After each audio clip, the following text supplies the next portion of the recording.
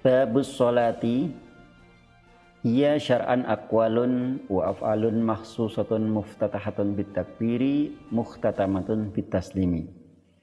Bab menerangkan sholat.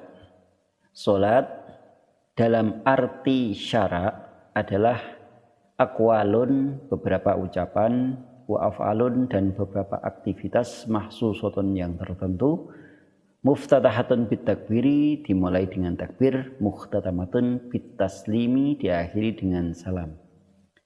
Wa summiyat bidzalika lishtimaliha 'ala sholati lughatan wa hiya du'a'u. Salat dinamakan dengan salat karena mengandung makna salat secara lugawi, yaitu doa.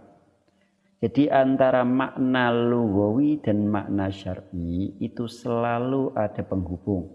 Selalu ada benang merah yang menghubungkan antara keduanya. Makna lugawi salat ini adalah doa.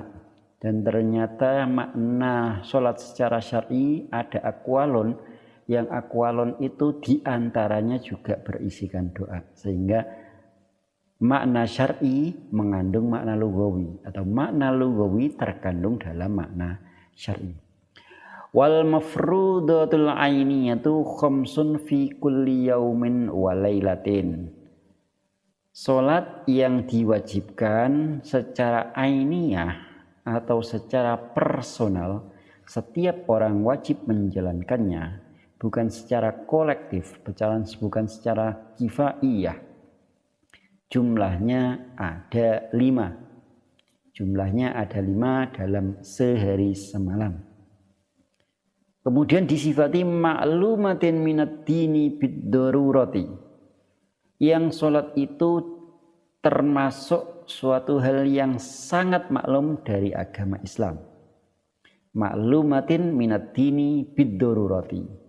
Artinya hal yang sudah sangat dimaklumi di dalam Islam tanpa membutuhkan analisa yang mendalam. Ya, maksudnya darurah seperti itu. Dipikir, cara maknanya dipikir sak gedakan. Artinya orang kalau tahu Islam tentunya juga tahu bahwasanya di dalam Islam ini ada sholat. Karena saking urgennya sholat itu sehingga mengatakan Islam itu juga tidak terlepas dari sholat yang ada di dalamnya. Sudah sangat maklum ya, atau lebih simpelnya sudah sangat maklum. Sebagai perbandingannya, ada yang di dalam Islam namun tidak maklum untuk orang umum, untuk siapapun. Dan itu dikategorikan dengan ma yakhfa 'alal awam, sesuatu yang tidak diketahui oleh orang awam, sesuatu yang masih samar bagi orang awam. Contohnya seperti materi-materi dalam ilmu faraid. Istri dapat berapa, suami dapat berapa, ibu dapat berapa. Ini yang mengetahui hanya ahli-ahli faraid, ahli-ahli fikih. Kalau orang awam tidak tahu. Meskipun itu juga bagian dari agama. Itu ma yakhfa 'alal awam. Dan keduanya mempunyai konsekuensi hukum yang berbeda. Maka di sini kemudian dilanjutkan fayakfuru jahiduha, sesuatu ibadah itu kalau sudah sampai taraf ma'lumatin minad dini bid-darurah, konsekuensinya adalah yakfuru jahiduha. Orang yang mengingkarinya akan dihukumi kufur. Karena wong nenggon Islam wis maklum kok ya sik diingkari. Nah, itu konsekuensi dari ma'lumatin minad dini bid-darurah. Lain halnya dengan yang ma yakhfa 'alal awam. Kalau orang itu mengingkari atau mungkin tidak tahu, masih dianggap wajar. Dianggap wajar karena memang tidak banyak yang tahu. Yang tahu hanya orang-orang yang ahli di bidangnya, wali di bidang ilmu tersebut. Walam tajtami hadhil khamsu li ghairi nabiyina Muhammadin sallallahu alaihi wasallam. Kelima salat yang difardukan ainiyah itu tidak terkumpul semuanya secara utuh, secara lengkap, kecuali bagi Nabi kita Muhammad sallallahu alaihi wasallam. Artinya pada zaman Nabi sebelum Nabi Muhammad juga terdapat sholat, namun hanya mendapatkan satu waktu sholat saja. Subuh waktu sholatnya Nabi Adam, duhur sholatnya Nabi Daud, asar sholatnya Nabi Sulaiman, maghrib sholatnya Nabi Yakub, isya sholatnya Nabi Yunus. Hanya mendapatkan satu-satu, dan itu juga tidak semua nabi, hanya nabi-nabi tertentu. Yang luar biasa Nabi Muhammad mendapatkan lima-limanya yang ada di masing-masing nabi yang mendapatkan itu didapatkan beliau semua. Dan itu adalah anugerah yang luar biasa untuk Kanjeng Nabi dan umatnya, dan harus kita syukuri sebagai umatnya yang juga ikut mendapatkan anugerah tersebut. Jadi itu adalah satu anugerah. Karena apa? Karena sholat ini adalah suatu ibadah yang spesial, yang luar biasa. Ibadah yang menjadikan manusia, menjadikan hamba dengan Tuhannya ini bisa bermunajah. Munajah hamba kepada Gusti Allah itu melalui sholat. Artinya kita diberi banyak kesempatan bisa bermunajah dengan Gusti Allah melalui sholat. Itu luar biasa. Aduh sampai malah menjadi malas kita. Bok enak zaman biyen ya. Zaman biyen salate mbek siji-siji gone dhewe salate ping 5 was pawaan wong males, pawaan wong keset ya. Pawaan wong keset itu ya seperti itu. Tapi kalau kita melihat sisi positif atau sisi hal yang urgensi dari sholat atau suatu suatu hal yang mendekatkan diri dari sholat itu kepada Gusti Allah, itu harusnya ini adalah suatu anugerah yang harus kita syukuri juga. Wa furidat lailatul Isra'i ba'da nubuwati bi asyri sinina wa salasati asyhurin lailatul sab'in wa isyrina min Rajab. Salat difardukan pada malam Isra atau malam Isra Mi'raj ya, setelah kenabian, setelah 10 tahun plus 3 bulan, tanggal malam 27 Rajab. Artinya sebelum malam Lailatul Isra sebenarnya sudah ada sholat, cuman sholatnya belum diwajibkan. Walam tajib subhu yaumi tilkal lailati li'adamil ilmi bi kaifiyatiha, dan tidak diwajibkan sholat subuh pada malam tersebut karena belum diketahui tata caranya. Jadi Kanjeng Nabi membawa kewajiban sholat setelah dari Isra Mi'raj turun ke bumi lagi itu belum pada waktu subuh.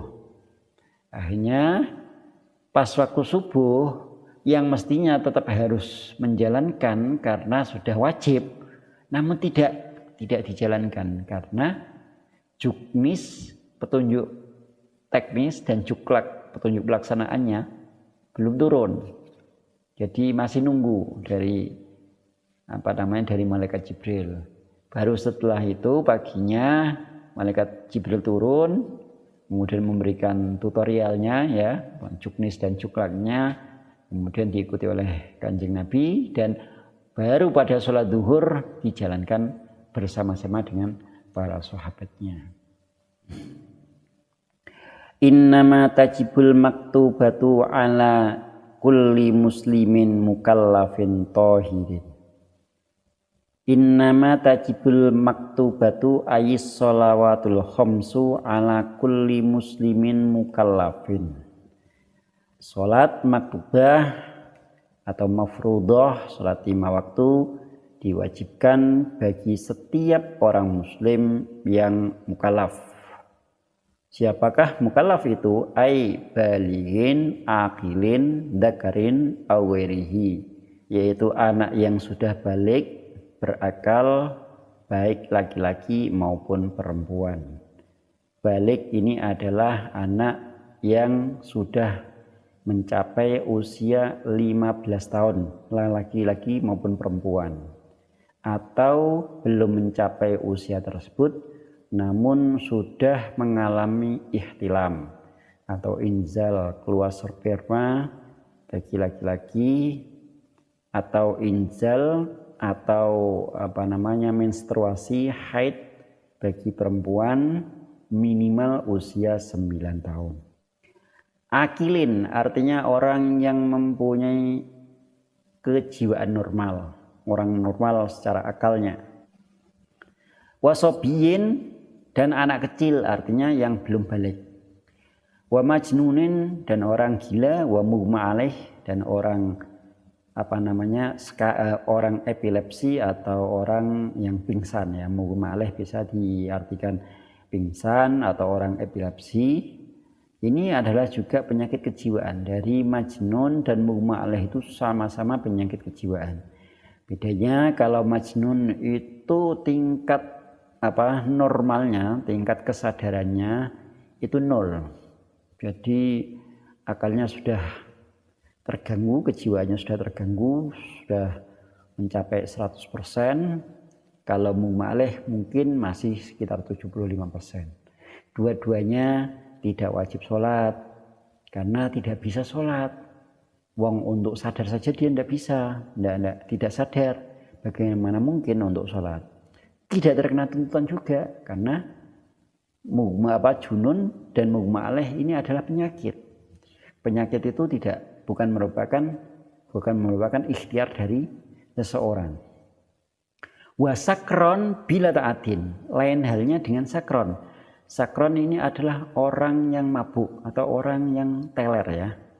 Orang yang teler gara-gara mabuk. Ini maka perlu dipilah.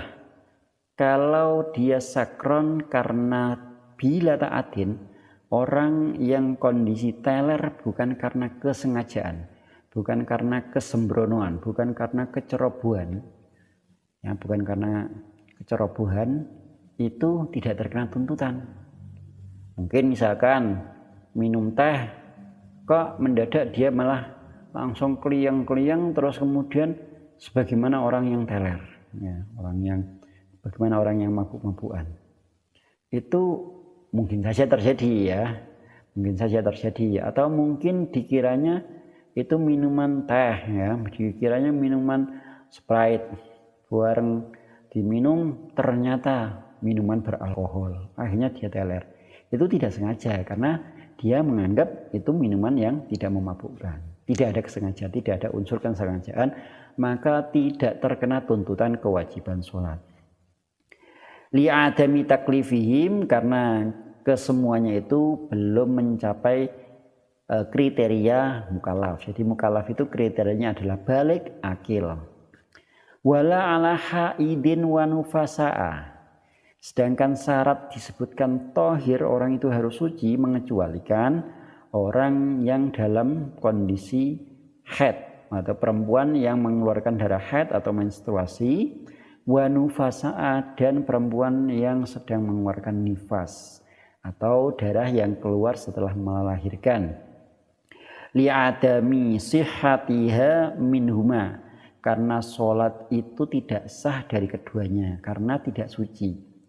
Wala qadha alaihim dan juga tidak wajib mengqadha. Jadi tidak terkena tuntutan sholat dan juga tidak terkena tuntutan untuk mengqadha.